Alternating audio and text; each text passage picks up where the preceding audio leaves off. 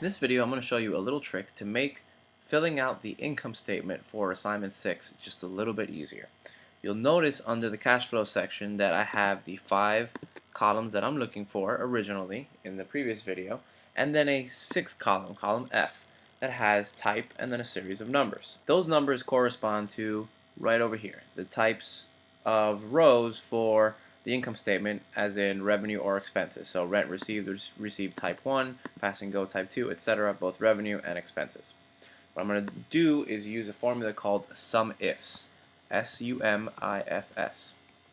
And that is going to look for the information that meets the criteria I've laid out and then add it all together. So the first thing we need to do is, once we enter the formula, you click back to the sheet that you're measuring. You measure your additional area. So I'm looking for the credit section right now because I'm doing revenue. So I highlight all of the cells that ask for information from credits, so positive, right? Revenue. Next thing, as you can see here, is criteria range 1. What's the first thing I'm looking for? Well, the first thing I'm going to be looking for is over here in my A column. That is the date, or rather the period for when the action happened. Where do I measure that against? Well, I go back and I'll click here, Q1. I'll show you why I do that in a second. Then I need a second criteria. Put a comma. Criteria number 2 is found here, the type column that we created.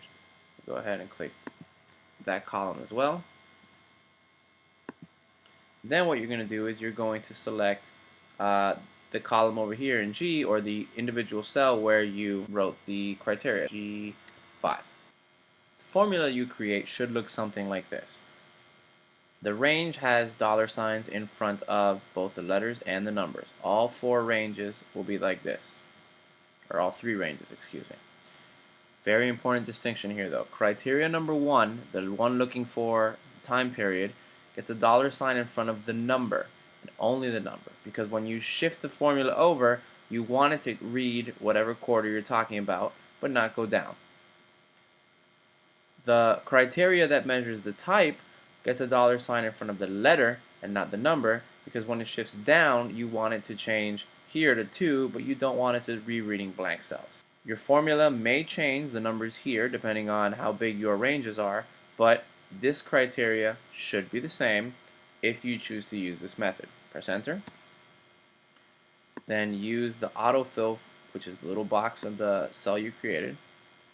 Drag it over.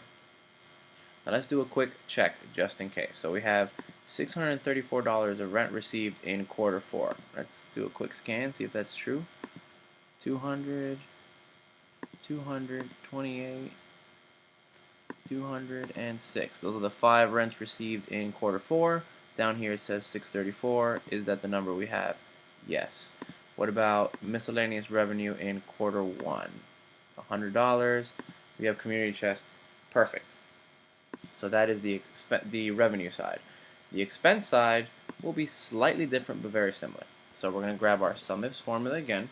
The difference here is that we're going to change the range, the sum range, to the debit section.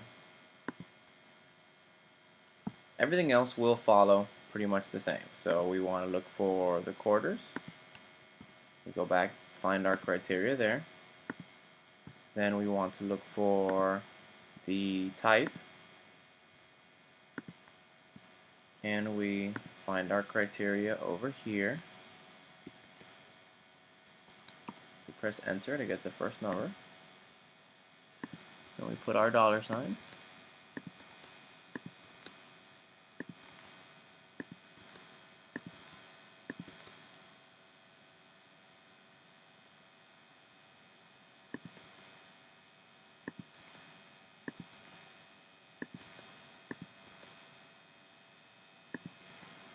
And then, because we have negative numbers in the previous cash flow, and on income statements we want to have positive numbers, we're going to do one more step. I'm going to add an asterisk at the end, then -1. This will convert the numbers from negative to positive. You don't have to do this if you're going to keep the negative numbers like we talked about in the previous video, but I like on income sheets to have positive numbers. So I'm going to go ahead and convert it like that. Then I do the drag fill, and I check some random numbers here. So let's see, asset purchase of 675 in quarter one. Yeah, this is an asset, this is an asset, this is an asset, 675, yep, that's right. Then let's check quarter three rent payments.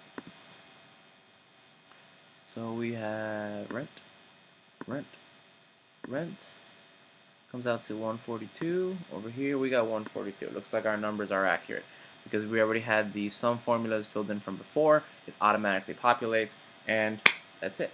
Our job is made easier thanks to SUMIFS. Again, this formula is not required, but it would make your life a lot easier. If you have any questions, please don't hesitate to email me.